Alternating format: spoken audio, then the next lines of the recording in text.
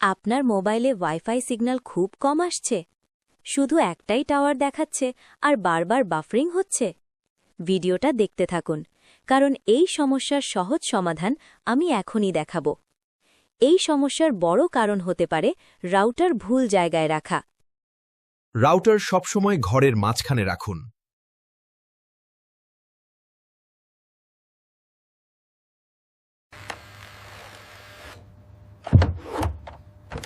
Router সবসময় একটু উঁচু জায়গায় বসান। রাউটার কখনো ঘরের কোণায় বা লুকিয়ে রাখবেন না, এতে ওয়াইফাই সিগন্যাল দুর্বল হয়ে যায়। রাউটারের আশেপাশে কখনো বই, বক্স বা লোহার জিনিস রাখবেন না, এতে ওয়াইফাই সিগন্যাল ব্লক হয়ে যায় আর স্পিড কমে যায়। রাউটারের পাসওয়ার্ড কখনোই অন্য কাউকে দেবেন না, শুধু ফ্যামিলি মেম্বার ছাড়া অন্য ইউজার অ্যাড আছে কিনা সেটা চেক করুন।